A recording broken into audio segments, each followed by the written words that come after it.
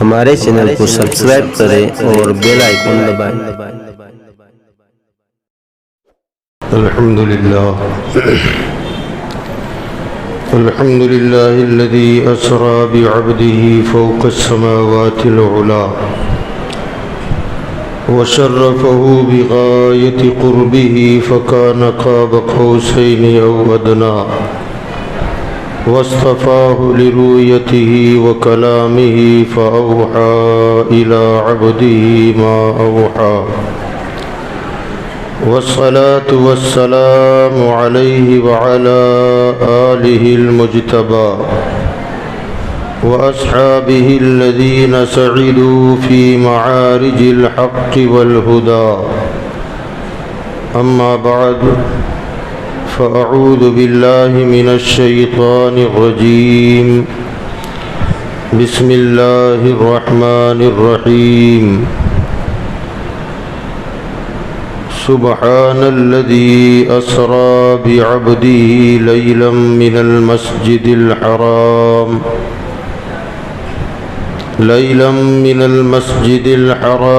إلى المسجد الأقصى الذي باركنا حوله لنريه من آياتنا إنه هو السميع البصير صدق الله مولانا العظيم۔ معزز و محترم سامعین کرام، السلام علیکم ورحمۃ اللہ وبرکاتہ۔ ان اللہ وملائکتہ یصلون علی النبی یا ایہا الذین آمنوا صلوا علیہ وسلموا تسلیما۔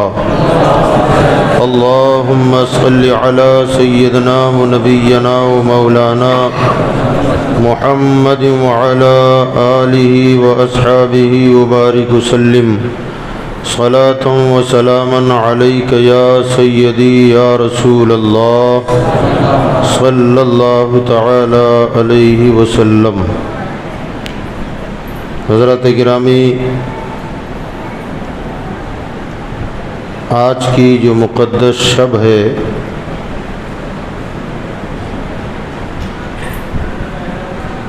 اس مقدس اور باعظمت رات کو ہم شب معراج کہتے ہیں۔ آج ہی کی رات اللہ تعالی نے اپنے حبیب صلی اللہ علیہ وسلم کو مسجد حرام سے مسجد اقصی اور مسجد اقصی سے آسمانوں پر اور وہاں سے لامکاں بلا کر اپنے دیدار سے مشرف فرمایا۔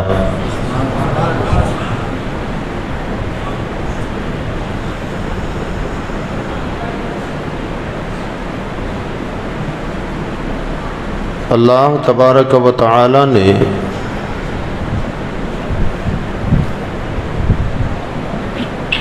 معراج مقدسہ کا کچھ حصہ اس آیت کریمہ میں بیان فرمایا، جس کی تلاوت کا شرف ہم نے حاصل کیا، اور کچھ حصے کا بیان سورہ نجم میں اللہ تعالی نے بیان فرمایا۔ ہمارا یہ عقیدہ ہے کہ ہمارے آقا صلی اللہ علیہ وسلم کو اللہ تعالی نے لامکاں میں عالم بیداری میں جسم کے ساتھ بلایا۔ ایسے عالم رویا میں یا روحانی اعتبار سے معراجیں تو ہزاروں مرتبہ ہوئی، مگر جسم کے ساتھ سرکار دو عالم صلی اللہ علیہ وسلم لامقام تشریف لے گئے۔ اتنا وقت نہیں ہے کہ میں تفصیلی گفتگو اس موضوع پر کر سکوں۔ جس آیت کی تلاوت کی ہے بس اس آیت کریمہ پر کچھ روشنی میں ڈال دوں۔ واقعات بہت تفصیلی ہیں۔ یہ کہ ایک جسم کا لامکان میں تشریف لے جانا، کیونکہ جسم کو مکان کی ضرورت ہوتی ہے، بغیر مکان کے، مکان سے مراد گھر نہیں، کوئی ٹھہرنے کی جگہ ہو نا اسے مکان کہیں گے۔ ایک جسم ہو اور کوئی جگہ ٹھہرنے کی نہ ہو تو وہ جسم جو ہے وہ کہیں قرار نہیں پا سکتا۔ تو یہ عقل کے پرے کی بات ہے، عقل کے خلاف نہیں ہے۔ ایک ہوتا ہے عقل کے خلاف ہونا اور ایک ہوتا ہے عقل سے بلند ہونا۔ تو یہ جو واقعہ ہے عقل کے خلاف نہیں ہے، عقل سے بلند ہے۔ ہماری عقل وہاں نہ پہنچ سکے تو یہ قصور ہماری عقل کا ہے، واقعہ خلاف نہیں ہے، واقعہ تو سچا ہے۔ اللہ تبارک و تعالی نے یہی سوچ رکھنے والوں کے لیے کہ ایک جسم کیسے جا سکتا ہے، اور وہ اس زمانے کی بات ہے جب فضاؤں میں پرواز کرنے کا تصور بھی نہیں تھا۔ یعنی اب پلین ہے، راکٹ ہے، یہ تو اب نکلے نا، اس زمانے میں تو سوچا بھی نہیں جا سکتا تھا۔ تو اس زمانے میں سرکار دو عالم صلی اللہ تعالی علیہ وآلہ وسلم بلندیوں پر گئے، آسمانوں پر گئے، یہ تصور کے خلاف۔ تو سب سے پہلی بات تو یہ ہے کہ حضور نے دعویٰ یہ کیا ہی نہیں کہ میں گیا، اللہ نے فرمایا کہ میں لے گیا۔ اللہ فرما رہا ہے سبحان الذی اسرا، پاک ہے وہ ذات جو لے گئی یا سیر کرائی بعبدہ، اپنے بندے خاص کو۔ تو اللہ نے فرمایا، اس آیت کی ابتدا اللہ نے لفظ سبحان سے فرمائی ہے، اور سبحان وہ ذات جو ہر عیب، ہر کمی، ہر نقص سے پاک، جہاں کسی کمی کا تصور نہ ہو وہ ذات پاک ہے۔ تو اللہ فرماتا ہے کیا تمہیں ان کے جانے پر شک ہے یا میرے لے جانے پر شک ہے؟ اگر یہ سمجھتے ہو کہ یہ گئے کیسے تو یہ دعویٰ ان کا نہیں ہے، میرا ہے۔ میں کہتا ہوں کہ میں لے گیا۔ اب اگر تمہیں اپنے رب کی قدرت پر شک ہے تو آپ مسلمان ہی نہ رہے، مومن ہی نہ رہے۔ ان اللہ علی کل شیء قدیر، وہ ہر چاہی ہوئی چیز پر قدرت رکھتا ہے۔ جب وہ ہر چاہی ہوئی چیز پر قدرت رکھتا ہے تو پھر تمہیں اس بات پر شک نہیں ہونا چاہیے کہ وہ گئے کیسے، کیونکہ لے جانے والی ذات اللہ کی ہے، لے جانے والی ذات اللہ کی ہے۔ تو اللہ تعالیٰ نے فرمایا سبحان الذی اسرا۔ اچھا یہاں ایک بات میں اور عرض کر دوں کہ سرکار دو عالم صلی اللہ علیہ وسلم نے معراج میں تشریف لے جانے کی بات جو بیان فرمائی کہ اللہ نے مجھے بلایا، میں گیا، وہ لے گیا مجھے۔ تو آج کے دور کے بھی لوگ یہ کہتے ہیں کہ نہ وہ خواب والی بات ہے، عالم رویا، سپنے میں دیکھا۔ تو اس پر تو کئی باتیں ہیں جوابی، اس لیے کہ اس آیت میں اللہ نے جو فرمایا اسرا بعبدہ، یہ عبد کا لفظ جہاں استعمال ہوتا ہے عربی زبان میں وہ خواب کے لیے کبھی نہیں آتا ہے۔ عبد کہتے ہیں بندے کو، اور وہ بھی بندہ وہ جس میں روح موجود ہو، اسے عبد کہا جاتا ہے۔ روح مال جسم کو عبد کہتے ہیں، خالی روح کو عبد نہیں کہا جائے گا، اور روح نکل جائے تو خالی جسم کو بھی عبد نہیں کہا جائے گا۔ روح مال جسم، جسم کے ساتھ روح جڑی ہے تب کہا جاتا ہے عبد۔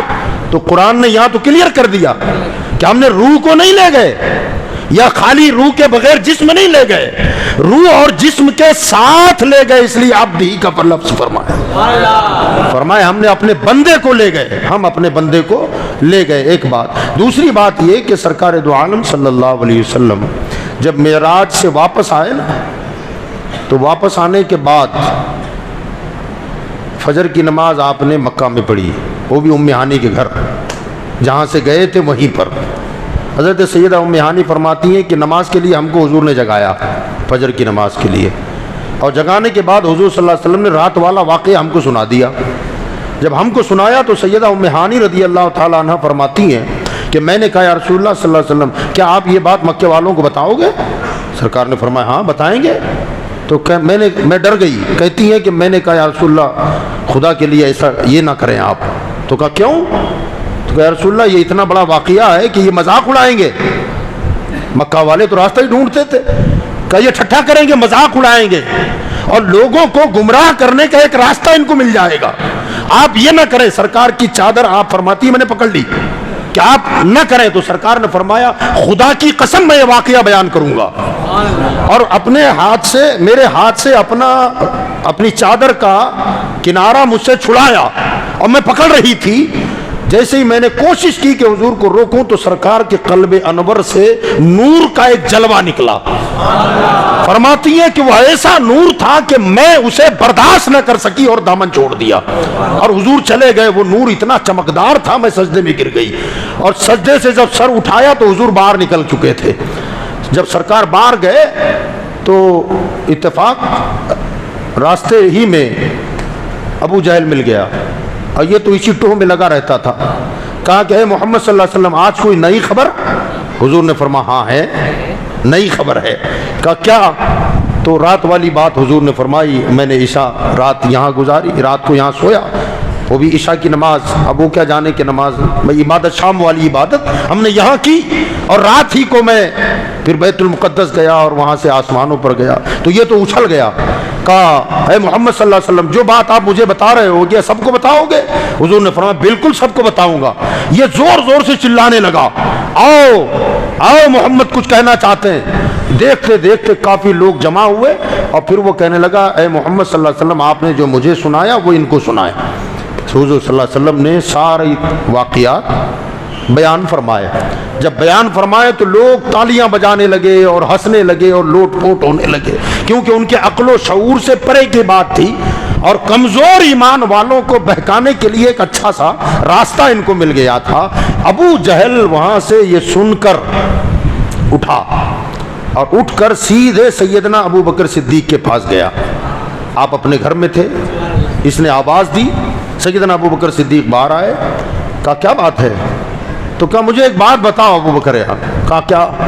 کہا ایک بندہ رات کو یہاں تھا اور راتوں رات یہاں سے گیا بیت المقدس, اور وہاں سے وہ پھر آسمانوں پر گیا, اور آسمانوں کی سیر کر کے واپس آیا, اور فجر میں یہاں تھا. یہ ہو سکتا ہے؟ تو ابو بکر صدیق نے فرمایا کیونکہ وہ زمانہ اونٹوں کا تھا نا, اونٹ گھوڑے خچروں کا زمانہ تھا. کہا نہ ایسا نہیں ہو سکتا. کہا اگر یہ کوئی ایسا کہے تو کہا نا غلط بات ہے, اس پر یقین ہی نہیں کیا جا سکتا. اب یہ تو اچھل گیا. کہا تیر نشانے پر بیٹھا ہے ہمارا. کہا جانتے ہو ابو بکر نہیں ہو سکتا نا؟ تو کہا بالکل نہیں ہو سکتا.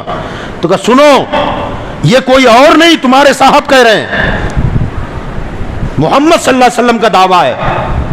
ابو بکر صدیق نے فرمایا اچھا انہوں نے کہا ہے؟ تو کہا ہاں. کہا اگر انہوں نے کہا ہے تو سچا ہے, اگر انہوں نے کہا ہے تو بات صحیح ہے. تو وہ کہنے لگے یہ عجیب بات ہے, ابھی میں نے پوچھا آپ سے تو آپ کہنے لگے کہ ایسا ہو ہی نہیں سکتا, اور جب محمد کا نام لیا تو آپ کہتے ہیں کہ ایسا ہو سکتا ہے. کہا یہ کون سی بات ہوئی؟ تو حضرت ابو بکر صدیق نے فرمایا کہ میں تو اس سے بڑی بڑی باتیں مان چکا ہوں نا, پہلے اس سے بڑی بڑی باتیں میں مان چکا ہوں, تو ان کے جانے کی بات بھلا کیوں نہ مانوں؟ میں نے خدا کو نہیں دیکھا, انہوں نے کہا ہے اور میں نے مان لیا ہے. جنت میں نے نہیں دیکھی ہے, انہوں نے کہا جنت ہے اور میں نے مان لیا ہے. اور آپ نے ایک جملہ ارشاد فرمایا, یار کمال کر دیا ہے. آپ فرماتے ہیں کہ وہ کہتے ہیں کہ جبریل میرے پاس آتے جاتے رہتے ہیں, اور محمد گئے تو تعجب کیا ہے؟ کیا بات کیا ہے؟ مقام سدرہ پر رہنے والا, جب آنے کی بات حضور کرتے ہیں کہ وہ آتے ہیں تو آنے والے کو میں مانتا ہوں کہ وہ آتے ہیں، تو محمد گئے تو کیوں نہ مانوں؟ جب وہاں سے کوئی آ سکتا ہے تو یہاں سے بھی تو کوئی جا سکتا ہے نا یار. اور کوئی جانے والی بات کسی اور نے کہی ہوتی تو نہ مانتا، میرے محمد کہہ رہے صلی اللہ علیہ وسلم. تو میں بات یہاں یہ عرض کرنا چاہتا تھا، اسے بتانے کا مقصد میرا یہ تھا کہ ابو جہل یا دیگر کفار مکہ جو انکار کر رہے تھے اس کا ریزن کیا؟ یعنی میں آپ کو ایک مثال دے دوں.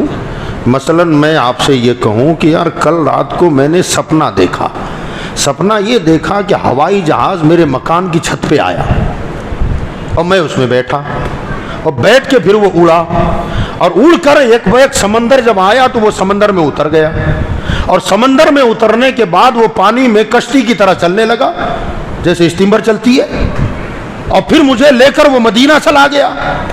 مدینہ سے میں مکہ گیا، حج کا موسم تھا، پورا حج میں نے کیا، 5 دن عرفات مزدلفہ منا کے وہ 5 دن سارے گزارے میں نے، اور پھر باقاعدہ طور پر مکہ سے میں واپس اپنے گھر آیا. جب آنکھ کھلی تو فجر کی اذان ہو رہی تھی. انکار کرو گے آپ؟ جی بولو، خواب سنا رہا ہوں میں جی. آپ کہو گے یار مولانا تھوڑی عقل والی بات کرو یار، مکان کی چھت پر پلین اترتا ہے، ایئرپورٹ چاہیے نا اس کو.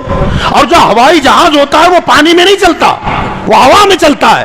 اور آپ کہتے ہیں وہ پہلے میری چھت پہ آیا اور چھت سے اڑان بھری اور اڑان بھر کے دریا میں اتر گیا اور پھر باقاعدہ اسٹیمر کی طرح چلنے لگا اور آپ کو جدہ لے گیا اور مکہ اور مدینہ سارا حج آپ نے کر لیا. ہمارے حاجی 40 دن کے بعد آتے ہیں اور آپ رات ہی میں واپس آ گئے. انکار کرو گے آپ؟ جی بولو نا یار. نہ سمجھ میں نہیں آیا آپ کو؟ میں خواب بیان کر رہا ہوں تو آپ کہیں گے یار ہو سکتا ہے، تو میں کہوں گا یار اتنا عجیب و غریب واقعہ میں سنا رہا ہوں، یہ ہو کیسے سکتا ہے؟ تو آپ کہیں گے سپنا ہے یار، خواب میں تو کچھ بھی ہو سکتا ہے. اور اگر میں یہ بات کہوں کہ میں نے بیداری میں ایسا کیا تو آپ کہیں گے یہ ہو ہی نہیں سکتا. بات سمجھ میں آئی؟ یعنی کفار مکہ اور ابو جہل جو اچھل کر انکار کر رہے تھے، اس کا سیدھا مطلب ہے کہ حضور نے خواب نہیں بیان کیا. اگر خواب بیان کرتے تو مکہ والے انکار ہی نہ کرتے. مکہ والوں کا انکار بتا رہا ہے کہ حضور نے جاگتے کے عالم کی بات بیان فرمائی. حضور خواب نہیں بیان کر رہے ہیں. اگر خواب کی بات ہوتی تو مکہ والے انکار ہی نہ کرتے اور یہ کہتے کہ یہ خواب تم نے دیکھا ہے، کوئی بڑی بات نہیں ہے، ہو سکتا ہے. حضور نے کہا جاگتے میں دیکھا، اس لیے ان کی ٹانگیں اچھلنے لگی. پتا چلا ابو جہل کا انکار بتا رہا ہے کہ حضور نے خواب نہیں بیان کیا، بیداری بیان کی ہے. ایک بات. دوسری بات یہ کہ اس کے بعد ہی ایک شخص حضرت علی کے پاس بھی گیا تھا اور وہ کہنے لگا، ویسی تمہیدیں باندھتے ہیں نا، پہلے تمہید باندھی جاتی ہے، ایسا ہو تو کیسا، ایسا ہو تو کیسا، ایسا ہو تو کیسا، وغیرہ وغیرہ. اور جب لگتا ہے کہ پورا تیار ہو گیا تو پھر آخری تیر چھوڑتے ہیں. ان کا مزاج معلوم ہے مجھے، آپ بھی جانتے ہوں گے. تو حضرت علی کے پاس گیا اور یہ ساری باتیں وہ بیان کرنے لگا، ایسا ہوا، ایسا ہو سکتا ہے، ایسا ہو سکتا ہے، ایسا ہو سکتا ہے. حضرت علی کرم اللہ وجہ الکریم نے ساری بات سنی اور ارشاد فرمایا کہ یہ جو سارا واقعہ انہوں نے بیان کیا ہے، تفصیلات جو بیان کی ہے، اس کا نام کیا رکھا ہے؟ اس کا نام کیا ہے؟ تو کہا، وہ کہتے ہیں معراج ہوئی ہے. کیا ہوئی ہے؟ بولے معراج. حضرت علی باب مدینۃ العلم ہے، وہ اپنے طریقے سے بات کر گئے. کہا معراج کہہ رہے ہیں نا، معراج کا غور تو کر یار، یہ لفظ معراج میں سبھی بیان ہو رہا ہے. کہا کیسے؟ کہا معراج میں حرف کتنے؟ 5. کتنے؟ میم، عین، را، الف اور جیم. فرمایا اب غور کر. میم سے محمد، عین سے عرش پر گئے، را سے رات کے حصے میں گئے، الف سے اللہ سے ملنے گئے اور جیم سے جسم کے ساتھ گئے. پورا واقعی بیان ہو گیا. یہ حضرت علی نے فرمایا. تو بہرحال حضور صلی اللہ علیہ وسلم جاگتے کے عالم میں، بیداری میں لامقام تشریف لے گئے۔ اللہ فرماتا ہے سبحان الذی اسرا، پاک ہے وہ ذات جس نے سیر کرائی اپنے بندے کو۔ کس کو کرائی؟ اپنے بندے کو۔ حضور کی جو صفات ہیں نا، وہ نبی بھی ہیں، وہ رسول بھی ہیں، پیغمبر بھی ہیں، حبیب بھی ہیں، ہے کہ نہیں؟ ہیں، اور عبد بھی ہیں، اللہ کے بندے بھی ہیں۔ تو بندہ ہونا یہ سب سے پہلی صفت ہے، یہ سب سے پہلی۔ ہم اور آپ اللہ کے بندے ہیں جی، بے شک ہیں، اس سے اوپر ہمارا درجہ ہے ہی نہیں، یعنی ایک دم یہ پہلی سیڑھی ہے، یہاں سے پھر اوپر درجے چڑھتے ہیں، یہاں سے مقامات اوپر بلند ہوتے ہیں۔ میں شاید کبھی پہلے بتایا ہوگا آپ کو کہ ایک نقشبندی بزرگ ہیں، نام ذہن سے اتر گیا، وہ فرماتے ہیں کہ دنیا کا کوئی بڑے سے بڑا کافر ہو، بہت اونچے درجے والا، جہاں اس کافر کی عظمت و رفعت و بلندی کی انتہا ہو جاتی ہے نا، وہاں سے ادنا مسلمان کی عظمت کی ابتدا ہوتی ہے۔ ادنا مسلمان جو پرپٹی میں رہتا ہو، کچے مکان میں رہتا ہو، جھونپڑے میں رہتا ہو، کہ اگرچہ چاہے دنیاوی اعتبار سے کتنا ہی کمزور ہو، بڑے سے بڑا کافر، بڑی شان والا، جہاں اس کی شان کی انتہا ہو جائے، وہاں ادنا مسلمان بندے کی شان کی ابتدا ہوتی ہے، اور جہاں ادنا سے ادنا مسلمان کی عظمت و رفعت و بلندی کی انتہا ہو جائے نا، عظمت و رفعت و بلندی کی انتہا ہو جائے، وہاں سے مومن کامل کے شان کی ابتدا ہوتی ہے، اور جہاں مومن کامل کی عظمت و رفعت و بلندی کی انتہا ہو جائے، وہاں سے ولی کے شان کی ابتدا ہوتی ہے، اور جہاں ولی کی عظمت و رفعت و بلندی کی انتہا ہو جائے، وہاں سے ابدال کے شان کی ابتدا ہوتی ہے، اور جہاں ابدال کی عظمت و رفعت و بلندی کی انتہا ہو جائے، وہاں سے قطب کے شان کی ابتدا ہوتی ہے،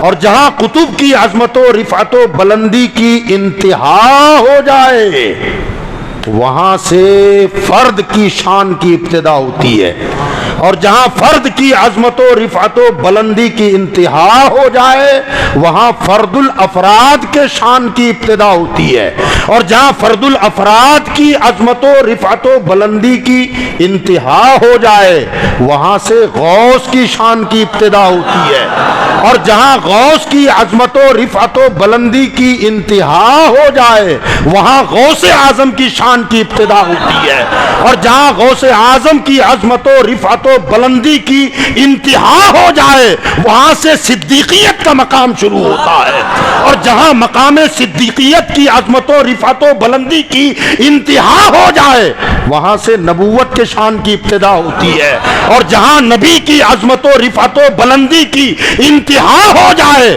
وہاں سے رسول کے شان کی ابتدا ہوتی ہے، اور جہاں رسول کی عظمت و رفعت و بلندی کی انتہا ہو جائے، وہاں سے اولو العزم رسولوں کی شان کی ابتدا ہوتی ہے، اور جہاں اولو العزم رسولوں کی عظمت و رفعت و بلندی کی انتہا ہو جائے، وہاں سے محمد کی ابتدا ہوتی ہے، وہاں سے میرے آقا کے مقام کی ابتدا ہوتی ہے، وہاں سے جہاں اولو العزم رسولوں، اولو العزم 4 رسول ہیں، ان کی عظمت و رفعت و بلندی کی جہاں انتہا ہو جائے، وہاں سے مقام مصطفیٰ شروع ہوتا ہے۔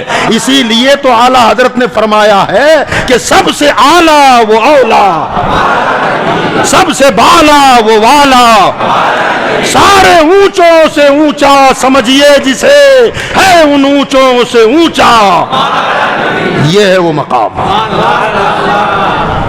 سب سے بلند و بالا مقام۔ تو یہ تو اونچے مقام کی بات، سب سے ابتدا کہاں سے ہوتی ہے؟ بندہ، شروعات ہے بندہ۔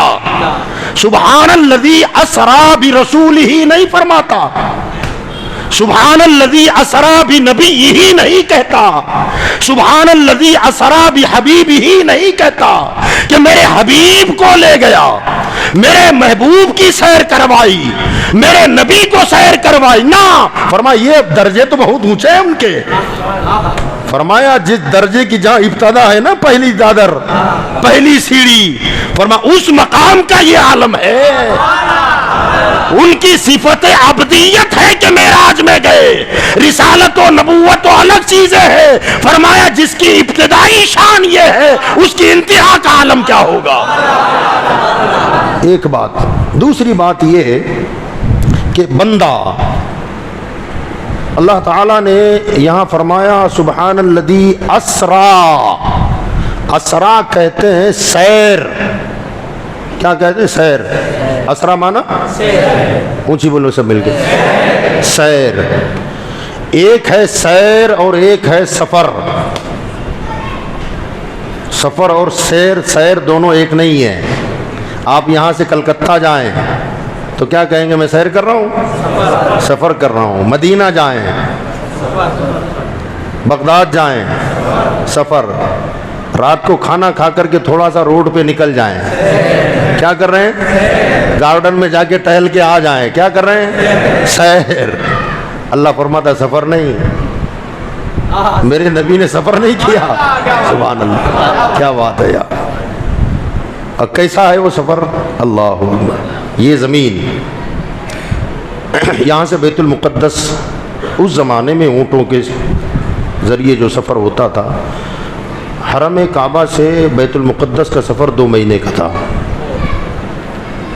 اور زمین سے پہلے آسمان کی جو بلندی ہے نا، یہ بلندی 500 سال کی مسافت ہے.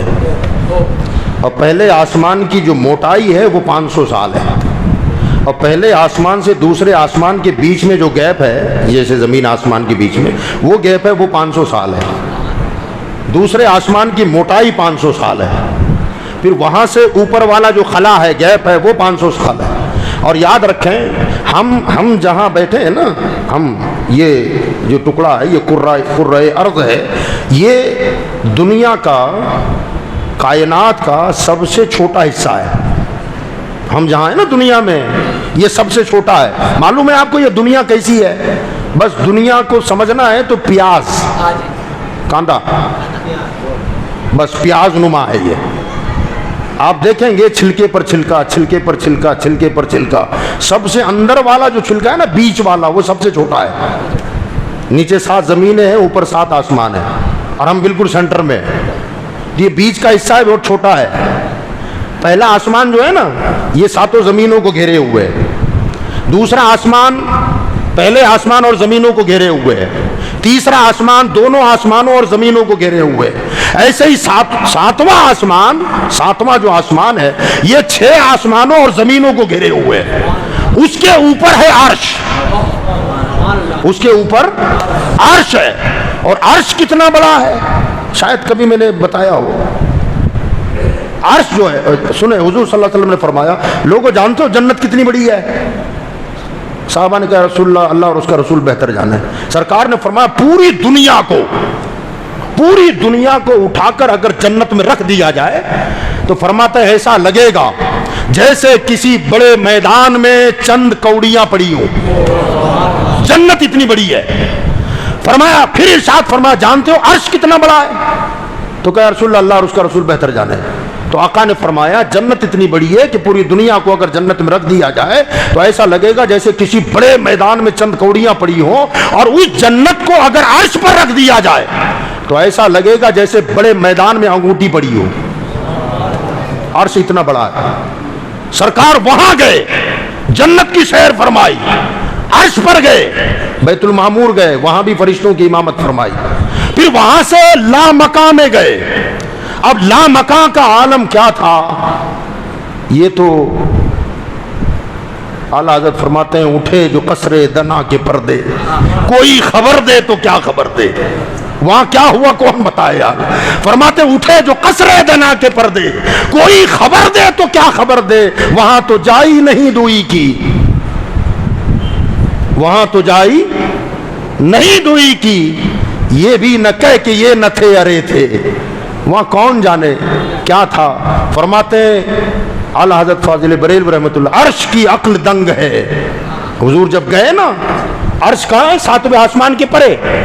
اور عرش حضور کو جب آگے جانا دیکھا حضور کا تو عرش پکار اٹھا, پریشان ہو گیا کہ یہ جا کہاں رہے ہیں.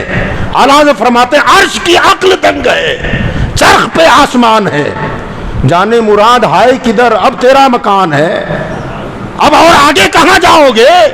سرکار وہاں سے لامکاں میں گئے, قرب خاص میں گئے, اور اتنا لمبا سفر. اور علماء فرماتے ہیں, سنیں بات یاد آ گئی تو بتا دوں آپ کو, سورج جو ہے نا, سورج ہم جو دن میں دیکھتے ہیں, یہ سورج جیسے اور بھی سیارے ہیں جو سورج سے بھی بڑے ہیں, سورج سے بھی بڑے ہیں, اور وہ سیارے ہمیں زمین سے نظر نہیں آتے.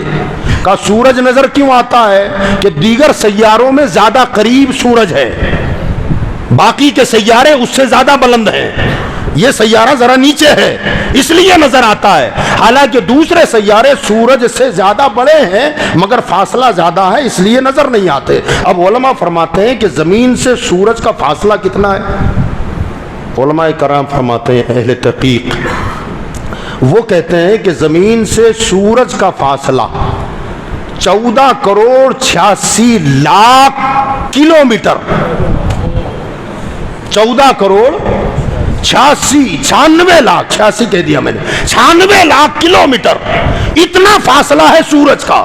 اور یہ چوتھے آسمان کا سیارہ ہے سورج جو ہے.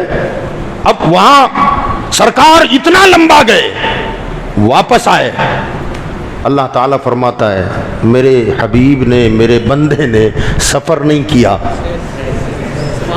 سیر کی ہے, تاکہ لوگوں کو پتا چلے جس کی سیر ایسی ہے اس کا سفر کیسا ہوگا, جس کی سیر ایسی ہے اس کا سفر کیسا ہوگا.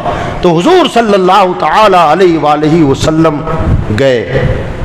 اچھا ایک بات اور ہے, اللہ تعالیٰ نے اس میں جو بات بیان فرمائی کہ کیوں لے گئے, فرمایا لِنُرِيَهُ مِنْ آیَاتِنَا, لے کے اس لیے گیا تاکہ اللہ اپنی خاص نشانیاں اپنے خاص بندے کو دکھائے, اپنی قدرت کی نشانیاں اپنے بندے کو دکھائے. اب یہ تو رات میں گئے اور اکیلے گئے تو ظاہر بات ہے جس کو کوئی جانکاری نہ ہو اور اچانک وہ کسی جگہ پر چلا گیا اور جا کر کے دیکھے گا تو یہ ہو سکتا ہے نا بھائی کہ کچھ کیا دیکھنا ہے کیا نہیں دیکھنا ہے کچھ آئیڈیا نہیں ہے, تو جو نظر آ گیا, نہیں آیا تو کچھ نہیں, کیونکہ معلومات ہی نہیں ہے.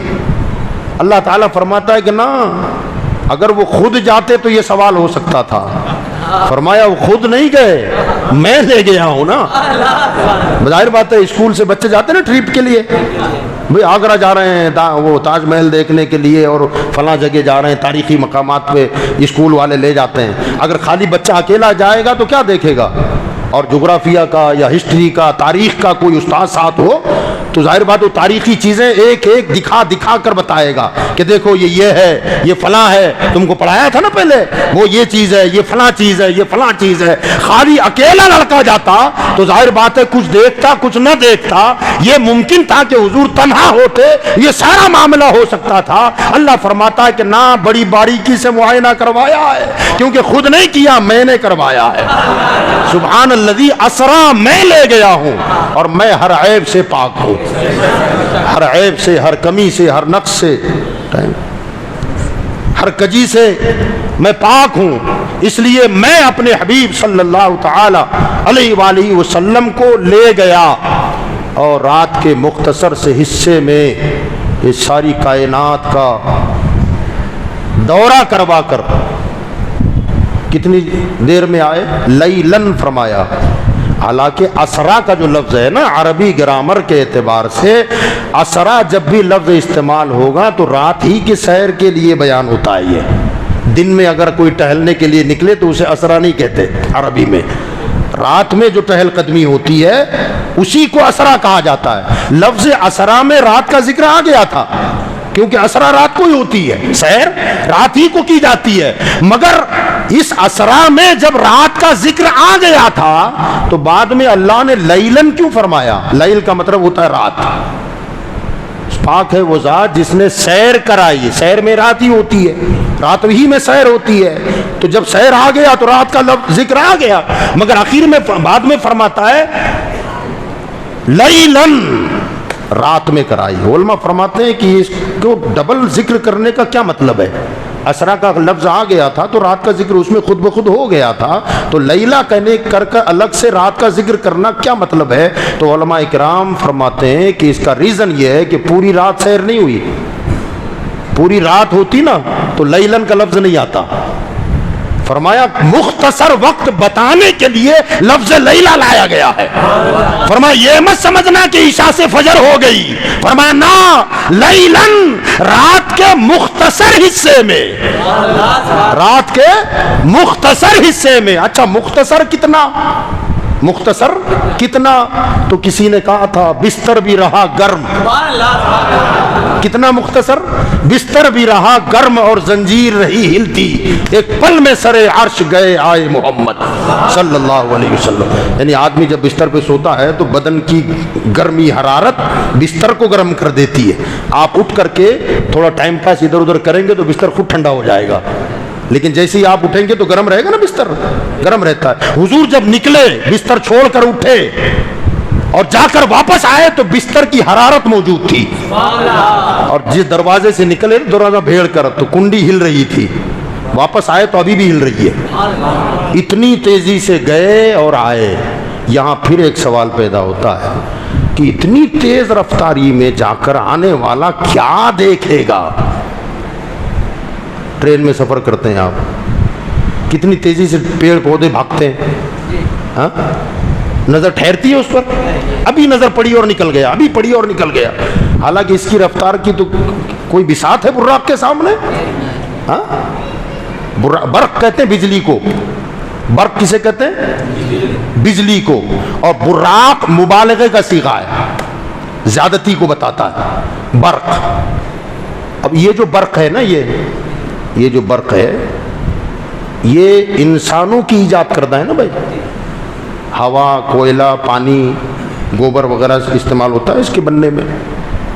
इसकी रफ्तार कितनी है कि अगर एक तार ना पूरी दुनिया का राउंड लगा दें आप, पूरी दुनिया को घेरा डाल दें और उसके दूसरे किनारे पर बल्ब लगा दें और बटन इसका वहीं रखें, पूरी दुनिया का दौरा, इधर बटन दबाएंगे ना, 1 सेकंड के अंदर वो बटन लाइट चल जाएगी। करंट यहां से दौड़ी है, उसकी रफ्तार पूरी दुनिया का राउंड 1 सेकंड के अंदर बल्ब जल जाएगा। इसकी रफ्तार ये है। तो वो बर्क इंसानी नहीं है, वो कुदरती बर्क है, वो अल्लाह की पैदा करदा बर्क है। और फरमाया मेरा नबी बर्क पर सवार नहीं था, बुर्राक पे सवार था। जब इंसान की बनाई हुई बिजली ये है तो खुदा की बनाई हुई बिजली कैसी होगी। और तन्हा बिजली हो तो अलग बात है, वो बिजलियों का मजमुआ है जिस पर मुस्तफा सवार थे। वो बर्क नहीं, बुर्राक है। और उस बुर्राक पर जब गए हुजूर तो इतनी तेजी के साथ जाने वाला आदमी क्या मुआयना करेगा किस चीज का, कर सकता है जी। ट्रेन में सफर करते करते आप बता भी नहीं सकते कि ये पेड़ किसका है, आम का था कि जाम का था कि बेरी का था, नहीं बता सकते ना, इतनी तेजी से भागती है। जब ट्रेन में आप नहीं देख पाते तो बुर्राक पे जाने वाला लिनूरियहु मिन आयातिना कैसे होगा, अल्लाह की बड़ी बड़ी निशानियों का मुआयना कैसे कर पाएगा। तो याद रखिएगा ये जो लम्हे हैं ना, जिन लम्हों में जाके आना, ये सब हमारे लिए है। हकीकत क्या है, हाँ सूफिया फरमाते हैं, सूफिया इकराम, अब्दुल हक मुहद्दिस देहलवी ने भी इसको लिखा है, दीगर उलमा ने, 2 कौल मेरी नज़र से गुजरे हैं। कहते हैं ये मेराज में सरकार का जाना आना, बिस्तर भी गर्म, जंजीर हिलती रही और गए और आए, और ये जो वज़ू का पानी था वो बह रहा था। फरमा ये सब दुनिया के लिए है। हकीकत ये है कि वो सफ़र 23 साल का था। कितना? हाँ, एक कौल है 18 साल का था। अब सवाल ये है कि 18 साल या 23 साल सरकार गए, हर चीज का मुआयना किया, आए तो बिस्तर भी गर्म था, जंजीर हिल रही है, वजू का पानी बह रहा है, ये सब मुअम्मा क्या है। तो याद रखिएगा ये घड़ियाल है, चल रही है, कितना बजा जी, 9:35 हो गए ना, 9 बजे शुरू हुई तकरीर। कितना बज रहा है? 9:35। आप जानते हैं घड़ियाल की जान क्या है? अभी 9:35 को उसको निकाल दो और निकाल के मैं जेब में रख के पूरा सूरत घूम के आऊँ और कल रात को 9:35 को इसमें डाल दूँ, कितना बजेगा? 9:35। कोई बताएगा कि घड़ी से सेल निकला है? नहीं। करना ना, ये तो अब 1 सेकंड भी नहीं हुआ है, चली रही है जैसी चल रही है। याद रखें, सरकार आराम कर रहे थे, अल्लाह ने मुस्तफ़ा को बुलाया। वो जो न थे तो कुछ न था। आला हज़रत फरमाते हैं वो जो न थे तो कुछ न था, वो जो न हो तो कुछ न हो, जान है वो जहान की, जान है वो जहान की, जान है तो जान है। जब दुनिया से जान निकल गई तो सूरज जहां था वहीं ठहरा हुआ है, चांद जहां था वहीं ठहरा हुआ है, नदियों का बहना रुक गया, समंदरों की तुगयानी रुक गई, फजाएं रुक गई, लोग सोते के सोते रह गए, सारी दुनिया जम के रह गई और मुस्तफा 23 साल दौरा करते रहे और जब आए तो जिंदगी में हरारत आ गई, दुनिया चल पड़ी, जहां से चल रही थी वहीं से आगे निकल पड़ी। हमको लगा कि वक्त नहीं गुजरा और मुस्तफा 23 साल दौरा करके आ गए। ये है वो जो न थे तो कुछ न था, वो जो न हो तो कुछ न हो, जान है वो जहान की, जान है तो जान थी तो दुनिया चल रही है। जब अल्लाह ने जान ही निकाल लिया तो जैसा है वैसे ही, आदमी मरता है तो हाथ ऐसा है तो ऐसे ही रहेगा, हाँ? जान आएगी तो थोड़ा सीधा इधर उधर हलचल करेगा। दुनिया बिल्कुल साकित हो गई, वजह क्या? का जान निकल गई। जब जान गई तो सब जहां था वहीं रह गया और जब जान आई तो फिर दुनिया में हरकत आ गई। ये सारी दुनिया की जान जनाब मोहम्मद मुस्तफ़ा सल्लल्लाहु तआला अलैहि वालिहि वसहबिहि वसल्लम का ये मेराज, अल्लाह ताला मेराज मुस्तफ़ा के सदक़े में उम्मत मुहम्मदिया को उरूज अता फरमाए। हुज़ूर सल्लल्लाहु तआला अलैहि वसल्लम मेराज में तशरीफ़ ले गए, लामकाम में गए, वहाँ से उम्मत के लिए जो तोहफ़ा लेके आए वो क्या था? बोले नजर से, जो नहीं पढ़ते वो बोल ही नहीं रहे ना, जो नमाज नहीं पढ़ते हैं वो बोलेंगे नहीं कि क्या तोहफ़ा लाए, जो नमाज पढ़ते हैं वही बोलेंगे जी क्या लेके आए? नमाज। याद रखें, नमाज की अहमियत का इस बात से आप अंदाज़ा लगा लें कि सिर्फ हम पर नमाज ही फ़र्ज़ नहीं है, दीगर काम भी और भी फ़र्ज़ हैं, फ़राइज़ हैं हम पर, लेकिन जितने फ़राइज़ व वाजिबात अल्लाह ताला ने उम्मत मुहम्मदिया के ज़िम्मे कर दिए, उन तमाम के अहकामात और उनकी फ़र्ज़ियत का हुक्म अल्लाह ने ज़मीन पर जिब्रील के ज़रिए नाफिज़ फरमाया। रोज़ा फ़र्ज़ हुआ का जिब्रील जाओ मेरे महबूब को बता दो कि आपकी उम्मत पर रमज़ान के रोज़े फ़र्ज़ हो गए। हज फ़र्ज़ हुआ का जिब्रील जाओ फ़र्ज़ियत का हुक्म सुना दो। ज़कात फ़र्ज़ हुई का जिब्रील जाओ। नमाज की जब बारी आई तो फरमाया ना वहाँ नहीं भेजूँगा, मुस्तफ़ा आपको बुलाकर अता करूँगा। ज़ाहिर बात है किसी कोई चीज़ भेजना और चीज़ है और कोई चीज़ बुला के देना फ़र्क है ना, इसमें डिफरेंस है। बुला के देने में अज़मत होती है, गोया अल्लाह की बारगाह में ये इबादत नमाज जो है ये बड़ी अहमियत की हामिल थी। अल्लाह ताला ने जिब्रील के ज़रिए फ़र्ज़ियत का हुक्म नहीं भेजा, फरमाया ना चाहूँ तो भेज सकता हूँ मगर ये बड़ी बात है इसलिए भेजूंगा नहीं, प्यारे को बुला कर अता करूंगा। अल्लाह ने बुला के अता किया और बुला के अता किया तो मुस्तफ़ा ने क्या फरमाया कि मेरा तो ला मकाम में जाकर रब को दीदार करना मेरी मेराज और मेरे गुलाम नमाज पढ़ना तेरी मेराज। नमाज पढ़ना मुसलमानों की मेराज है, फरमा मेरा वहां जाना मेराज है और तेरा सजदे में सर डाल देना मेराज है कि तू खाली नमाज पढ़, अल्लाह तुझे मेराज नसीब फरमाएगा। ये हमारे लिए मेराज है, लिहाजा नमाजों की पाबंदी करें। करोगे इंशाअल्लाह? इंशाअल्लाह। अल्लाह ताला मुझे आपको कहने सुनने से ज़्यादा अमल की तौफीक अता फरमाए। हमारे आका सल्लल्लाहु अलैहि वसल्लम की अज़मत व रिफ़अतों के सदक़े में अल्लाह ताला उम्मत मुहम्मदिया को अज़मत व रिफ़अत व बुलंदी नसीब फरमाए। जहाँ कहीं मुसलमान ज़लील हो रहे हैं, रुसवा हो रहे हैं, अल्लाह ताला उम्मत मुस्लिमा को क़ार मुज़ल्लत से निकाल कर इज़्ज़त व वक़ार की ज़िंदगी अता फरमाए। वमा अलैना इल्लल बलाग़।